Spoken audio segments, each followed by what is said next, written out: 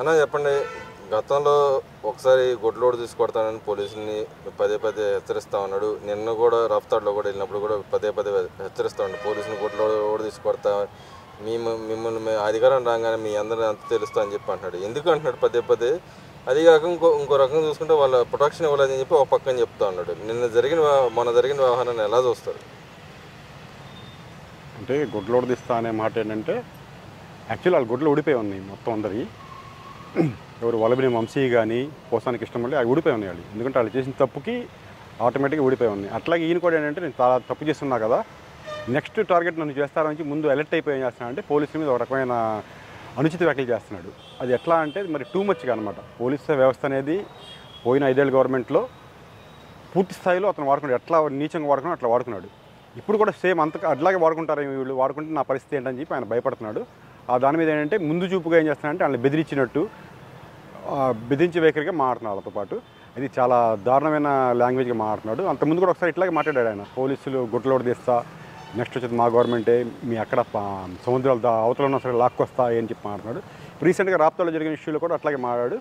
అది చాలా తీవ్రంగా ఖండిస్తున్నాం దాన్ని. ఎందుకంటే పోలీసు వ్యవస్థ అనేది ఏంటంటే ఒక సమాజంలో ఉన్న ఈ శాంతి భద్రతలు కాపాడటం కోసం, ఈ దౌర్జన్యాలు అన్నీ అరికట్టడం కోసం పోలీసు వ్యవస్థ ఉంది.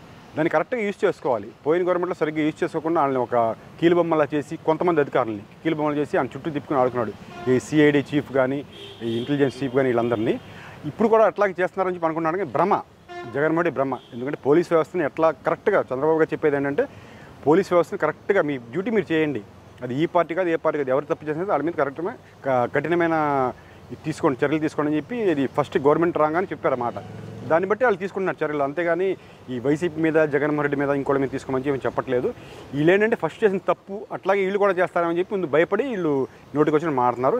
ఈ పోలీస్ వ్యవస్థని ఇట్లా కించపరిచే మాటలు మాట్లాడుతున్నందుకు మేము పూర్తి స్థాయిలో ఖండిస్తున్నాం. పదే పదే చెబుతూ ఉన్నాడు. అక్కడ కార్యకర్తలు వాళ్ళకి వచ్చిన కార్యకర్తలు కూడా డబ్బులు ఇచ్చి తీసుకొచ్చిన పరిస్థితి, కానీ వాళ్ళని తీసుకొచ్చి పోలీసుల మీద దాడులు చేయడాన్ని ఎలా చూస్తారు? ఈ వీడియో క్లిప్పింగ్స్ కూడా చూసాం మేము కూడా. పోలీసు ఈ పబ్లిక్ని ఎట్లా తీసుకొచ్చి డబ్బులు ఇచ్చి వీడియో క్లిప్సింగ్ కూడా వచ్చినాయి కూడా.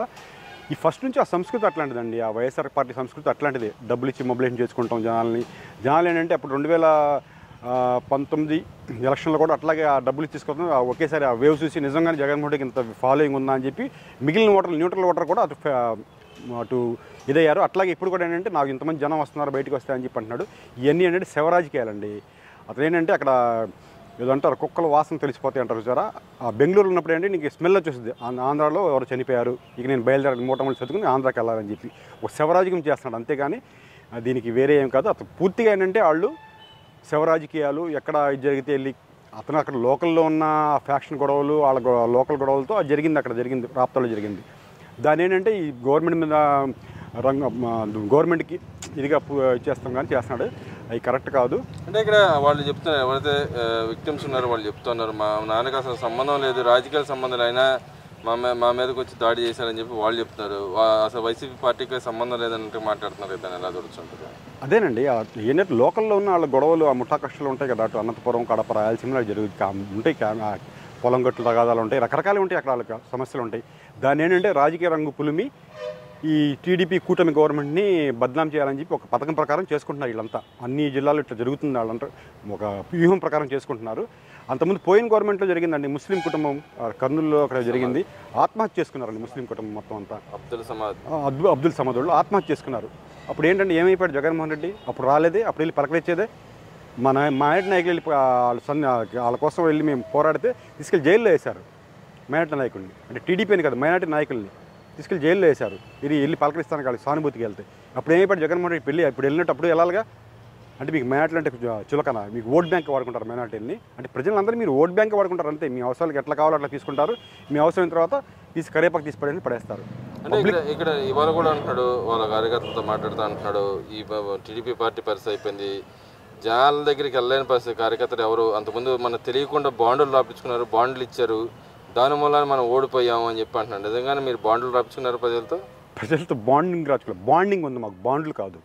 ప్రజలతో మాకు బాండింగ్ ఉంది, ప్రతి ఓటర్తో బాండింగ్ ఉంది, ప్రతి కార్యకర్తలతో చంద్రబాబు గారు బాగా బాండింగ్ ఉంది. అంతేగాని బాండ్లు లేవు, బాండింగ్ ఉంది మాకు. అది అంటే ఇంకోమాట కూడా అంటున్నాడు, నాకు తెలియకుండా అంటే ఆయన ఇంటెలిజెన్స్ ఫెయిల్ అయిందంటారా, నాకు తెలియకుండా వాళ్ళు మోసం చేశారు, ప్రజల దగ్గరికి వెళ్ళి మాట్లాడించుకొని ప్రతి కార్యకర్తకి వెళ్ళాడు. ఇప్పుడు వెళ్ళలేని పరిస్థితిలో ఉన్నారు వాళ్ళు అని చెప్పి అంటున్నాడు కదా, నిజంగా వెళ్ళలేని పరిస్థితిలో ఉందా అసలు? అవన్నీ ఏంటంటే హాస్యాస్పదమైన మాటలు అన్నమాట. ఇవన్నీ ఏంటంటే మీకు పోయినసారి ఒకసారి చెప్పున్నా, వాళ్ళకి ఏంటంటే మైండ్ చెడిపోయి వాళ్ళు ఏం మాడుతున్నారు వాళ్ళకి తెలియట్లేదు. డిప్రెషన్లోకి వెళ్ళినారు. వాళ్ళు ఏంటి నోటికి వచ్చి పిచ్చాపాట మాడుతున్నారు. పబ్లిక్ జనాలు దాన్ని ఎట్లా రిసీవ్ చేసుకున్నారో కూడా ఆలోచించుకోవట్లా. జనాలు ఏంటి దాన్ని ఒక చూస్తున్నారు, ఇది పిచ్చ కింద ఇంటికి అన్న టైప్లో జనాల్లో ఉన్నారు. ఎందుకంటే మాడే మాట ఏదైనా సరే జనాలు రీచ్ అవ్వాలి. ఒక నాయకుడు, రాష్ట్ర నాయకుడు అంటే అతను నోట్లోంచి వచ్చిన ఏ పదమైనా సరే పబ్లిక్లోకి వెళ్తుంది, ఇది మంచిగా కానీ చెడు కానీ. ఇప్పుడు ఈయన చెప్పే మాటలు ఏంటంటే ఒక నవ్వుకుంటున్నారు పబ్లిక్ అంతా. ఎందుకు మాట్లాడుతున్నారు జగన్మోహన్ రెడ్డి 11 సీట్లు వస్తే రాజకీయం చేయకూడదా, నెక్స్ట్ ఏమైనా అవకాశం ఉంటే పెరుగుద్ది, అంతేగాని ఈ పిచ్చ మాటలు ఏదో మైండ్ చెడిపోయినట్టు ఇట్లా మాడటం కరెక్ట్ కాదు, బాగలేదు అంత. అంటే ఆయన అంటున్నాడు, ఇంకో మాట కూడా అంటున్నాడు, 10% తేడా వచ్చింది, ఆ 10% రేపొద్దు మనకే వస్తుంది, వీళ్ళు సింగిల్ డిజిట్ కూడా పర్మిట్ అవుతారు ఎవరు అన్నట్టుగా మాట్లాడుతున్నాడు. టీడీపీ నిజంగా నా పరిస్థితిలో ఉందంటారు ఇప్పటికి? 10% కరెక్టే, 10% తేడా వచ్చింది. అయితే ఏంటంటే 10% తేడాకి పోయినసారి టీడీపీకి వచ్చిన 23 సీట్లు వచ్చినాయండి. ఆ 23 సీట్ల నుంచి ఇప్పుడు 160 సీట్లకు వస్తానికి చంద్రబాబు నాయుడు గారు కానీ, లోకేష్ గారికి, పవన్ కళ్యాణ్ గారు పడిన కృషి, ఏది అధికారం లేకపోయినా పబ్లిక్లోకి వెళ్ళి వాళ్ళ సమస్యలు తెలుసుకుని మొత్తం అన్ని వాళ్ళు చేసిన కృషి పట్టుదల వేరు. వీళ్ళు అధికారం ఉన్నప్పుడే ప్రజలు హింసించారండి. ఈ 5 ఏళ్ళు అధికారం ఉన్నప్పుడు కూడా ప్రజలు హింసించారు. ఎట్లా హింసించారంటే అలా ఉన్న సమస్యలు కూడా చెప్పుకోలేని పరిస్థితి. ఆ వాలంటీర్ వ్యవస్థ చెప్పుకుంటే మాకు వచ్చే సంక్షేమ పథకాలు ఏమైనా పోతే ఏమైనా భయపడతా 5 సంవత్సరాలు గడిపారు. దానివల్ల ఏమైందంటే కాదు ఇట్లా మనం ఓటు రూపంలో చూపించాలని చెప్పి ఓటు విధంగా మన 150 సీట్లు ఇచ్చారు. అయితే వీళ్ళ పరిస్థితి అంటే అధికారంలో ఉన్నప్పుడు వాళ్ళు బెదిరించారు. మొత్తం ఎట్లా ఉంటుంది రాజకీయం అనేది మొత్తం చూపించేశారు. కాబట్టి ఇక పబ్లిక్ వీళ్ళు 10% కాదు, రేపు వచ్చేది 1 తీసేయాలి, 1% ఉంటుంది వాళ్ళకి ఓటింగ్. 10% తేడా కాదు, 1% ఓటింగే వాళ్ళకి ఉంటుంది. అంటే మీరు భయపడి బెదిరిస్తున్నారంట కదా వాళ్ళని, కార్యకర్తలను వాళ్ళని బెదిరిస్తున్నారంటే, బెదిరించి ఓట్లో గెలుస్తున్నారు, ఎక్కడ జరిగినా కూడా మనకు వస్తుంది కానీ వాళ్ళకి రావట్లేదు, భయపడిపోతున్నాడు చంద్రబాబు నాయుడు అని చెప్పి అన్నాడు. నిజంగానే చంద్రబాబు నాయుడు భయపడి ఈ విధంగా ఎవరిని బయటికి రానియకుండా మాటలు నొక్కేస్తున్నాడా? ఎందుకు లేదు సార్, వాళ్ళ మీడియా ముందు అందరూ వచ్చి మాట్లాడుతున్నారు. ఈ భయపడి కేసులు పెట్టి లోపల వేయట్లేదు కదా. అంబటి రాంబాబు గారు నోటికి వచ్చినట్టు ఆయన ఇష్టం వచ్చినట్టు ఫోన్కి వచ్చినట్టు మాట్లాడుతున్నారు. తీసుకెళ్ళి లోపల వేస్తున్నారా? పబ్లిక్లో ప్రెస్ మీట్లో మాట్లాడుతున్నారు కదా, అట్లా మాజీ మంత్రులు పేరు నాని మాట్లాడుతున్నాడు, చాలామంది మాట్లాడుతున్నాడు, తీసుకెళ్ళి లోపల వేస్తున్నారా? వాక్ స్వాతంత్రం ఉన్న దేశం అండి భారతదేశం, ప్రజాస్వామ్య దేశం. ఎవరైనా మాడుకోవచ్చు, కాబట్టి తప్పు ఒప్పు మంచి చెడు ఉంటుంది, అది ఆలోచించి మాడాలి. మంచిగా మాడితే ఎవరి మీద ఎటువంటి ప్రాబ్లం ఉండదండి. ఎవరిని హింసిస్తున్నారు, ఎవరిని అరెస్ట్ చేస్తున్నారు చూడండి మీరు. తప్పు చేసిన పోసానికి కృష్ణమురళి కానీ, ఈ కుటుంబం జోలికి వచ్చిన వంశీ కానీ, లేదా ఎస్సీ ఎస్టీ అటాక్ చేసిన వంశీ కానీ వీళ్ళు లోపల పోయారు, కానీ అందరూ పోలేదు కదా.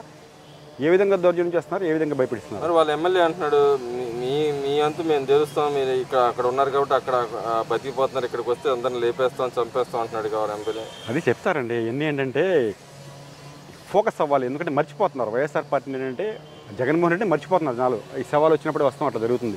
ఇక మీ కింద స్థాయి ఎమ్మెల్యేలకు ఏం ఉండదు కదా. అందుకని ఏదో ఒకటి చెప్పి పబ్లిక్లకు రావాలి, ఇష్యూ చేయాలి, ఏదో ఒకటి చేసి మనం ఫోకస్ అవ్వాలి. మీడియా కానీ దాంట్లో మనం ఫోకస్ అవ్వాలని చెప్పి పిచ్చ మాటలు మాట్లాడతారు అంతే. వాళ్ళ మాటలు విశ్వసించే పరిస్థితిలో ఈ ఆంధ్రప్రదేశ్ ప్రజలు లేరు. అదేవిధంగా చంద్రబాబు నాయుడు గారు నిన్న ఆయన సొంత గృహానికి కోసం రాజధాని ఏరియాలో శంకుస్థాపన చేసేది, దాన్ని ఎలా చూస్తారు?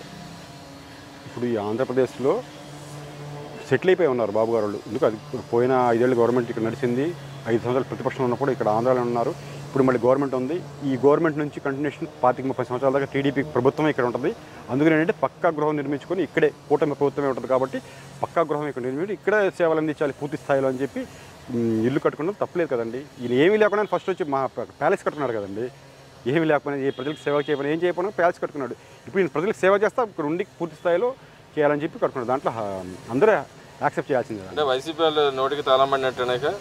తాళం ఏంటో సార్, నోరనేది లేదు. ఏంటంటే ఈ పిచ్చపాట అప్పుడప్పుడు వచ్చి మాడకపోతే శాంతం మర్చిపోతారని చెప్పి వచ్చి పిచ్చగా ఎమ్మెల్యేలు కారుమూరి నాగేశ్వరరావు మినిస్టర్ మాజీ మంత్రి మాట్లాడు పిచ్చ మాటలు. ఏంటి మా సార్ మాటలు చూస్తుంటారు మీరు, నరికేస్తారు చంపేస్తారా?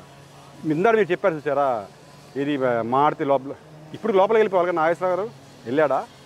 ఏంటంటే ఇవన్నీ చెప్పుకుంటానికి ఆయన మాడినంత వల్గర మాడని చూడండి, నరికేస్తా. ఏటి కృష్ణ ఇటు నడుగుతారంటే గుంటూరు వెళ్తే అటు నరుగుతారంట. ఏంటంటే ఆ మాటలు ఒక మాజీ మధ్య మాటలు మరి అదేవిధంగా జనాలకి, అటు రైతులకి జనాలకి భరోసా ఇచ్చినట్టేనే ఇక్కడే ఉండేటట్టు చంద్రబాబు గారు అండి పూర్తి స్థాయి. చంద్రబాబు గారు ఇక్కడ లేకపోయినా కూడా ఆంధ్రప్రదేశ్ ప్రజలు పూర్తిగా విశ్వసిస్తారు చంద్రబాబు గారి మీద. ఇప్పుడు పూర్తిగా ఇక్కడ వచ్చిన్నారు కాబట్టి ఇంకా పూర్తిగా సహకరిస్తారు కూడా. మొన్న 165 వచ్చినాయి, ఈసారి 170 క్లీన్ స్వీప్ చేస్తుంది కూటమి పార్టీలన్నీ కలిపి 175 ఈ యాడ్ టు పులివెందుల సహా అంటారా? గతంలో ఆయన అన్నాడు 170 అన్నాడు, చివరికైనా ఒక 11 సీట్లతో పెట్టాడు. మరి మీరు అట్లా అంటున్నారు, ఎలా సాధ్యం? అంటే మేము ఈ 10 నెలల్లో చాలా సంక్షేమ పథకాలు ఏది ఆర్థికంగా పూర్తి స్థాయిలో మాకు సహకరించకపోయినా అంటే అన్నీ మొత్తం అప్పుల్లో కూరుకుపోయి ఉంది రాష్ట్రం. అయినా సరే ఇచ్చిన హామీ ప్రతిదీ నెరవేరుస్తున్నాం.